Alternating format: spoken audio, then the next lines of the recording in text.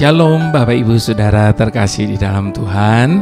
Senang sekali saya bisa berjumpa kembali dengan Bapak Ibu Saudara di dalam ibadah online di dalam YouTube channel saya, yaitu JV Chandra Channel.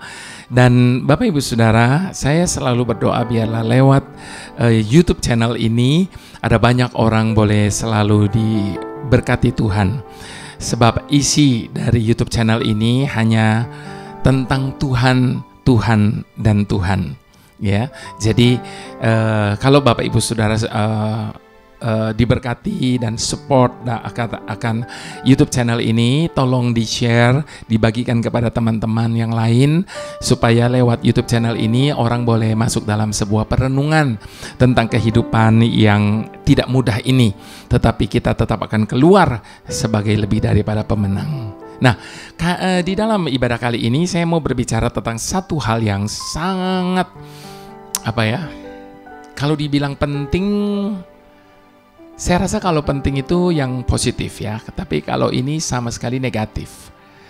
Tapi hal ini sangat menentukan mati hidupnya orang. Kenapa saya katakan menentukan mati hidup? Karena kepahitan hidup itu bisa membuat orang putus asa dan menyerah kalah. Nah, itu sebabnya tema ibadah kali ini saya beri judul Buang Kepahitan. Tidak ada manfaatnya sama sekali, atau bahkan saya katakan berbahaya ketika kita menyimpan kepahitan dalam hidup kita. Karena kepahitan itu akan menggerogoti iman dan hidup kita. Ketika orang menyimpan kepahitan, maka hidupnya pasti dapat dipastikan dia hidup dengan penderitaan dan kesengsaraan. Nah, Bapak Ibu Saudara, sebelum saya berbicara lebih lanjut mengenai kepahitan ini, saya mau ajak kita menyatukan hati berdoa terlebih dahulu. Bapa sumber damai sejahtera,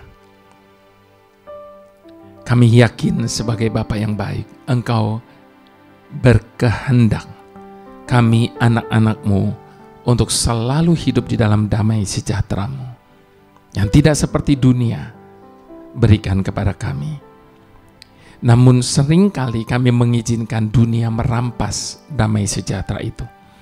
Bukan hanya sekedar merampas, dan mereplace, menggantikannya dengan kekecewaan, bahkan kepahitan yang tersimpan dalam hidup kami. Bapa, saat ini kami mohon kepadamu, angkat semua kepahitan yang baik yang kami sadari maupun yang tidak kami sadari, yang masih ada di dalam hati, pikiran, dan jiwa kami. Bebaskan kami dari budak kepahitan ini, sehingga kami boleh hidup merdeka, sehingga kami boleh hidup dengan damai sejahtera yang daripada-Mu Bapa. Terima kasih Tuhan, kami serahkan waktu-waktu ini ke dalam tangan-Mu.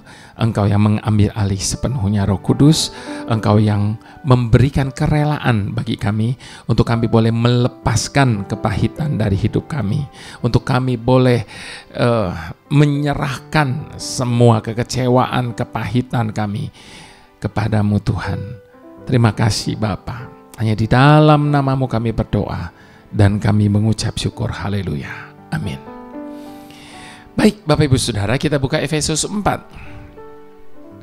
Efesus 4 ayat ke-17 sampai ayat ke-32. Judul dari perikop ini manusia baru. Sebab itu kukatakan dan kutegaskan ini kepadamu di dalam Tuhan. Jangan hidup lagi sama seperti orang-orang yang tidak mengenal Tuhan dengan pikirannya yang sia-sia dan pengertiannya yang gelap, jauh dari hidup persekutuan dengan Tuhan karena kebodohan yang ada di dalam mereka dan karena kedegilan hati mereka. Perasaan mereka telah tumpul sehingga mereka menyerahkan diri kepada hawa nafsu dan mengerjakan dengan serakah segala macam kecemaran. Tetapi kamu bukan demikian. kamu telah belajar mengenal Kristus, karena kamu telah mendengar tentang Dia dan menerima pengajaran di dalam Dia, menurut kebenaran yang nyata dalam Yesus, yaitu bahwa kamu, berhubung dengan kehidupan kamu yang dahulu, harus menanggalkan manusia lama yang menemui kebinasaannya oleh nafsunya yang menyesatkan, supaya kamu dibaharui di dalam roh dan pikiranmu, dan mengenakan manusia baru yang telah diciptakan menurut kehendak Tuhan di dalam kebenaran dan kekudusan yang sesungguhnya.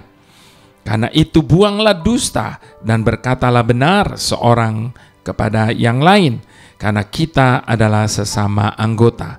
Apabila kamu menjadi marah, janganlah berbuat dosa, janganlah matahari terbenam sebelum padam amarahmu, dan janganlah beri kesempatan kepada iblis. Orang yang mencuri, janganlah ia mencuri lagi, tetapi baiklah ia bekerja keras dan mendapatkan pekerjaan yang baik dengan tangannya sendiri, supaya ia dapat membagikan sesuatu kepada orang yang berkekurangan. Janganlah ada perkataan kotor keluar dari mulutmu, tetapi pakailah perkataan yang baik untuk membangun di mana perlu, supaya mereka yang mendengarnya beroleh kasih karunia. Dan janganlah kamu mendukakan Roh Kudus Tuhan yang telah memeteraikan kamu menjelang hari penyelamatan. Segala kepahitan, kegeraman, kemarahan, pertikaian, dan fitnah hendaklah dibuang dari antara kamu. Demikian pula segala kejahatan. Tetapi hendaklah kamu ramah seorang terhadap yang lain, penuh kasih mesra dan saling mengampuni, sebagaimana Tuhan di dalam Kristus telah mengampuni kamu. Ada satu ayat di dalam Ibrani 12 ayat yang kelima, Bapak Ibu Saudara. Di situ dikatakan, jagalah supaya jangan ada seorang pun menjauhkan diri dari kasih karunia Tuhan, agar jangan tumbuh akar yang pahit yang menimbulkan kerusuhan dan mencemarkan banyak orang. Nah, Bapak Ibu Saudara, Alkitab seringkali memakai beberapa gambaran dalam mendeskripsikan tentang kepahitan. Beberapa ayat memakai gambaran tentang kepahitan ini dengan tanaman yang bisa berakar dan berbuah. Secara khusus, Alkitab bahkan menyebutkan tentang gambaran tanaman ipuh, atau yang dalam bahasa Inggrisnya disebut wormwood. Namun tahukah Bapak Ibu Saudara bahwa wormwood ini juga menjadi nama bintang yang pernah jatuh dan meracuni sepertiga sungai di bumi ini. Kita bisa membaca itu di dalam kitab Wahyu 8 ayat ke-10 sampai ke-11, Bapak Ibu Saudara. Sama seperti gambaran yang diberikan oleh Alkitab itu. Demikian jugalah yang terjadi saat kepahitan ada dalam hidup kita. Dan yang menjadi berbahayanya adalah kepahitan itu bisa berakar, berbuah, serta menyebar dan meracuni hidup kita. Sebagai gambaran, saya punya seorang kenalan, Bapak Ibu Saudara. Entah bagaimana kita menyebut orang ini. Sensi yang akut atau baperan yang kronis, barangkali julukan yang tepat untuk dia. Sebab sedikit-sedikit ia bisa curiga, tertuduh, merasa orang membicarakan dia, merasa bahwa orang-orang tidak suka kepadanya. Dan pada akhirnya dia sendiri merasa begitu terluka dan menimbun kecurigaan, kebencian, dan akhirnya hidupnya penuh dengan kepahitan.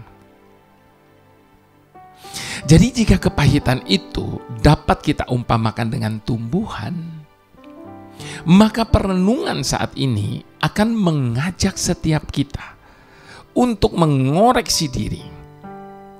Sebab paling tidak, Bapak Ibu Saudara, ada 3 pupuk yang akan bisa membuat kepahitan itu tumbuh dengan begitu suburnya.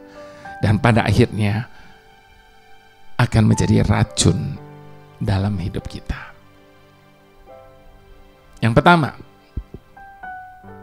hati yang mudah luka. Hati yang mudah luka. Seperti tadi saya katakan, Bapak Ibu Saudara, kesaksian tentang seorang kenalan saya itu. Ketika kita dengan begitu mudah untuk kecewa dan sakit hati terhadap seseorang, maka percayalah, hati kita akan menjadi lahan yang subur bagi tumbuh kembangnya kepahitan itu. Satu kesalahan belum hilang, dia berbuat kesalahan lain lagi, meskipun kesalahan itu tidak sama besar, atau semuanya mungkin kesalahan yang kecil. Namun bagi orang yang mudah terluka, ini bisa menjadi kepahitan dalam dirinya. Saat ini Bapak Ibu Saudara, biarlah kita mengoreksi diri kita sendiri. Apakah kita termasuk dalam kategori orang yang mudah terluka? Kalau ya, mau tahu apa obatnya? Obatnya sederhana. Obatnya adalah hati yang gembira. Sebab hati yang gembira adalah kunci bagi setiap kita untuk memiliki kebesaran hati dalam menerima kekurangan, bahkan kesalahan orang lain terhadap diri kita. Saat hati kita sedang bergembira dan bercanda dengan teman-teman, maka diolok-olok pun kita tidak akan merasa sakit hati. Ini buktinya Bapak Ibu Saudara. Namun beda jika kita sedang sensitif. Maka ucapan yang tidak bermaksud menghina pun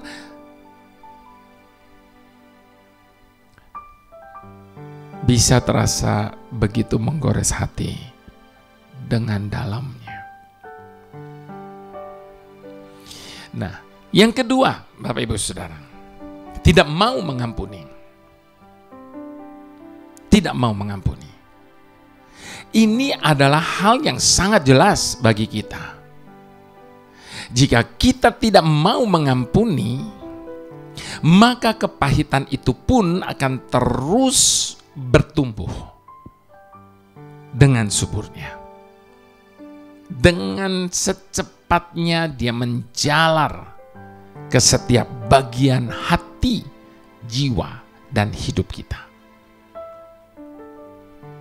Suatu kali saya membaca ada tulisan dari seorang yang bernama William Arthur. Dia berkata begini, pengampunan itu menghangatkan hati dan menumpulkan sangat sakit hati. Jadi jelas, saat kita menolak untuk mengampuni, sebenarnya kita sendirilah yang rugi. Nah, Bapak Ibu Saudara yang dikasihi Tuhan, salah satu sosok yang dikagumi oleh begitu banyak orang adalah Nelson Mandela. Satu kali saya pernah baca riwayat seorang Nelson Mandela, riwayat hidupnya. Dia bukan hanya sosok yang memperjuangkan kebebasan demokrasi di Afrika Selatan, tetapi lebih daripada itu, beliau memiliki hati emas. Mengapa disebut dia memiliki hati emas? Bapak Ibu Saudara, Mandela dipenjara selama 18 tahun oleh lawan politiknya. Bayangkan Bapak Ibu Saudara, 18 tahun. Ia dituduh dengan dakwaan palsu dan penuh dengan rekayasa. Di dunia politik semuanya bisa terjadi. Yang hitam bisa jadi putih, yang putih bisa jadi hitam. Namun apa yang terjadi kemudian? ketika Mandela keluar dari jeruji besi dan berhasil menjadi presiden Afrika Selatan. Mungkin ini ya yang firman Tuhan katakan, tidak untuk selamanya dia membiarkan orang benar tertindas. Buktinya Mandela 18 tahun di penjara bisa jadi presiden loh Bapak Ibu Saudara. Dan saya rasa ini juga bentuk dari keadilan Tuhan. Sebab sekali lagi, tidak akan dibiarkannya orang benar tertindas dalam hidupnya. Lalu apa yang menjadikan Mandela memiliki atau disebut memiliki hati emas? Ketika masa hukumannya selesai, ia tidak memiliki kebencian dan niat untuk membalas dendam terhadap lawan-lawan politiknya yang telah merenggut masa hidupnya selama 18 tahun tanpa kesalahan yang diperbuatnya. Bahkan ketika panglima tentaranya mengusulkan untuk menangkap lawan-lawan politiknya yang dulu itu, lalu menjebloskan mereka ke penjara, Mandela justru menolaknya. Padahal Mandela mempunyai cukup alasan untuk dendam kepada mereka dan membalas segala perbuatan mereka. Apa yang kita lakukan ketika kita begitu dilukai oleh seseorang dan kini kita memiliki kesempatan untuk membalas dendam? Akan mampukah kita mengampuni orang yang pernah menyakiti kita? Seberapa luas dan lapang ukuran hati kita? Jika kita ingin menjadi orang besar, kita harus memiliki hati yang besar. Sikap hati seperti ini ditunjukkan dengan mau mengampuni orang-orang yang telah menyakiti hati kita. Mandela mengajarkan kepada dunia bagaimana membalas kejahatan dengan kebaikan dan kebencian dengan kasih.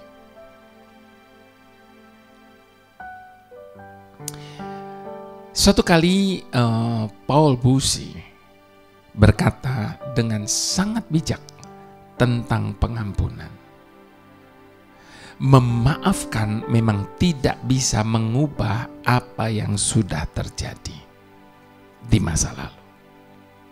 Namun akan melapangkan jalan kita ke masa depan. Betapa bijak pernyataan ini. Ketika kita menyimpan kebencian dan tidak mau mengampuni, sebenarnya kita sedang menutup jalan untuk masa depan kita sendiri, Bapak Ibu Saudara. Kita sendiri yang menutup pintu berkat itu. Namun sebaliknya, ketika kita berani memaafkan dan mengampuni, kita sedang membuka keran berkat untuk masa depan kita.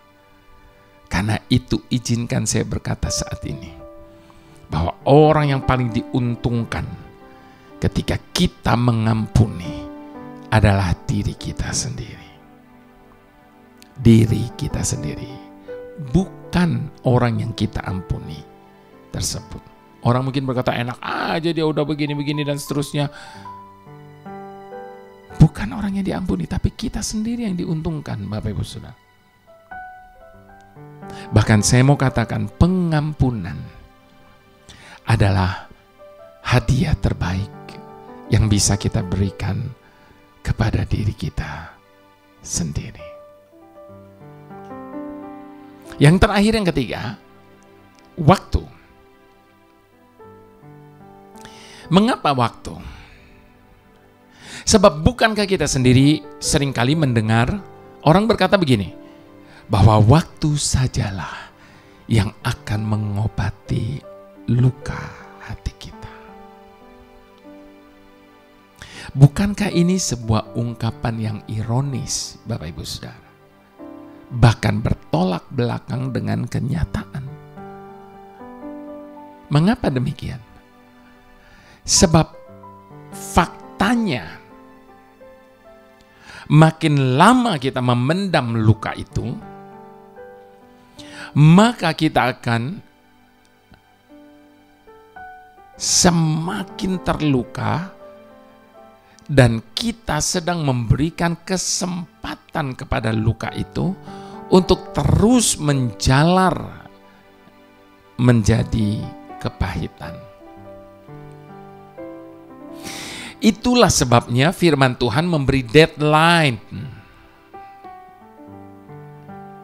agar kemarahan kita jangan pernah dipelihara lebih dari sehari. Marah boleh enggak? Boleh dong. Sebab marah itu adalah jiwa. Sama seperti sedih, bahagia, dan sebagainya. Boleh. Tapi tidak boleh dipelihara lebih dari sehari. Sehingga tidak memberi kesempatan kepada kepahitan untuk tumbuh di hati kita. Jadi akhirnya, Bapak Ibu Saudara yang terkasih dalam Tuhan, biarlah ini menjadi perenungan bagi setiap kita. Perubahan tidak dimulai dari orang lain, akan tetapi perubahan itu dimulai dari diri kita sendiri. Sebab kita tidak bisa mengubah orang lain jika diri kita sendiri tidak mau berubah. Dulu saya jauh dari jalan Tuhan, orang yang terhilang dan buta,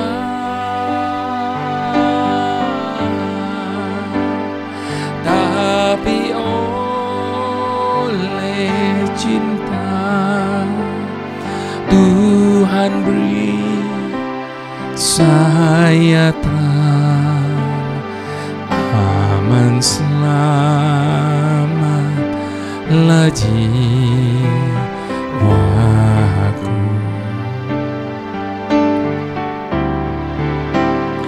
Dulu saya jauh dari jalan Tuhan, orang yang terhilang dan buta,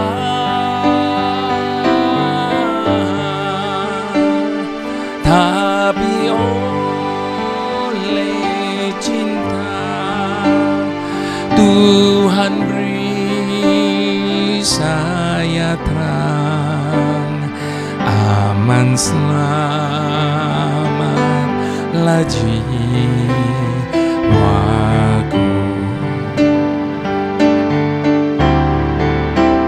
Waktu Tuhan tolong saya,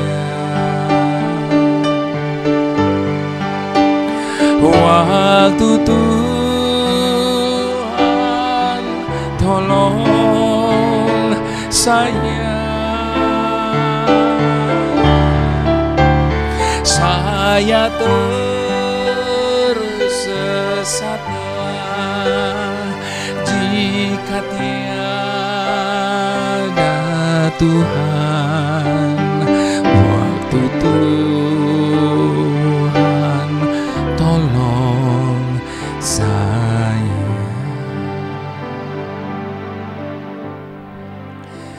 waktu putus asa Tuhan panggil saya, berikan kasih dan kuasa-Nya,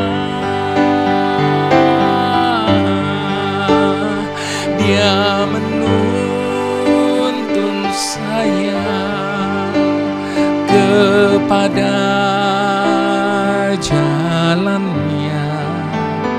Waktu Tuhan tolong saya. Sekali lagi katakan sama-sama. Waktu putus asa, Tuhan panggil saya. Berikan kasih dan kuasa-Nya. Dia menuntun saya kepada jalannya. Waktu Tuhan tolong saya. Waktu Tuhan tolong saya. Waktu Tuhan tolong saya. Saya tersesatlah jika tiada Tuhan. Waktu Tuhan tolong saya.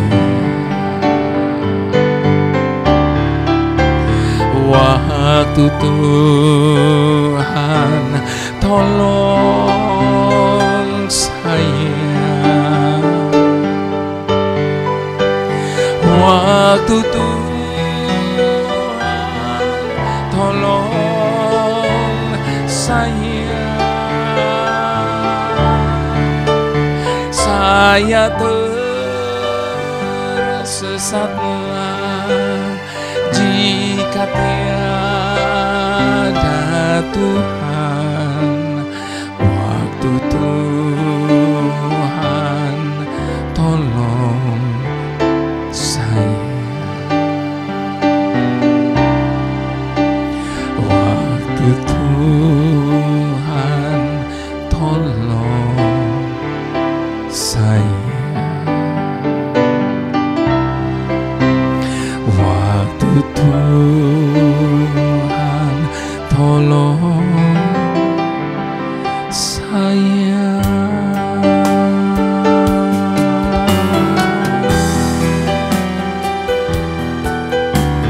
Waktu Tuhan tolong saya.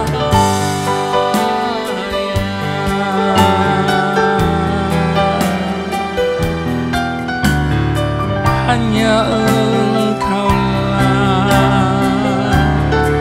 satu-satunya penolong. Hanya Engkaulah Tuhan satu-satunya yang kami andalkan.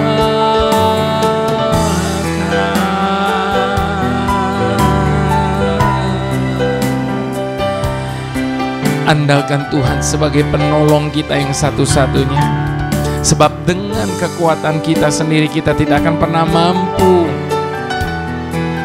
Biarkan kuasa-Nya yang mengubah hidup kita. Biarkan tangan yang perkasa turun atas setiap kita dan menyelesaikan semuanya bagi setiap kita. Bagian kita hanya mengharap dan mengandalkan Dia. Maka kita akan melihat janji-Nya bahwa tidak untuk selama-lamanya Dia membiarkan orang benar tertindas dalam hidupnya. Dia akan datang untuk memberikan kebebasan kepada jiwa kita, kemerdekaan kepada roh kita, sehingga kita dapat melepaskan semua rasa pahit. Dan kita tidak perlu lagi hidup di dalam kepahitan. Bahkan kepahitan kita akan digantikan dengan sukacita dan damai sejahtera yang daripadanya, yang melampaui segala akal. Itu sebabnya serahkan semuanya kepada Tuhan, sebab hanya Dia yang mampu untuk mengubah kita. Haleluya, haleluya. Bapa yang mampu melakukan segala perkara, sungguh merupakan hal yang mengagumkan untuk mengetahui bahwa ketika kami mengalami kegagalan, bahkan di saat kami seringkali melakukan kegagalan, kami dapat meringkuk dalam pelukan-Mu yang kuat, sehingga kami dapat memaafkan diri kami sendiri dan meninggalkan rasa bersalah itu di belakang kami. Dalam dekapan kasih-Mu itulah kami merasa kedamaian sejati. Di tengah-tengah hiruk pikuk dan kegelisahan kami dalam menghadapi tantangan demi tantangan yang harus kami hadapi. Ketika kami terluka, kasih-Mu segera menghampiri untuk meringankan rasa sakit dan mempercepat kesembuhan kami. Ketika kami berlari dalam perlombaan kehidupan setiap hari, suara-Mu yang penuh kasih senantiasa menyemangati kami di garis akhir. Bahkan di saat kami hampir-hampir menyerah di separuh perjalanan, tangan-Mu yang kuat itu menopang kami, sehingga kami tidak sampai terjatuh, apalagi sampai tergeletak. Sungguh menakjubkan bahwa karena kesetiaan-Mu, kami selalu dipandang sebagai pemenang. Kasih-Mu penuh dengan perlindungan yang kami butuhkan. Itu sebabnya di tengah dunia yang penuh tantangan, kami memilih untuk berdiam dalam hadirat-Mu. Sebab hanya di sanalah tempat yang paling aman bagi kami untuk berlindung. Kami aman bersama-Mu Tuhan. Kami merdeka di dalam-Mu. Haleluya. Mari Bapak Ibu Saudara, dengan segala hormat kita angkat kedua tangan kita di hadapan Tuhan. Sebab berkat, pengampunan, kemerdekaan itu hanya datang dari Bapa Surgawi di dalam Putra Tunggal yang telah memberikan teladannya bagi setiap kita, dan di dalam persekutuan tangan Roh Kudus yang selalu memberikan kemampuan kepada setiap kita untuk mengampuni dan menjalani kehidupan ini dengan ringan bersamanya. Kami menerima berkat yang terbaik dari-Mu Tuhan dengan ucapan syukur di dalam nama Tuhan Yesus. Mari semua kita sama-sama katakan amin.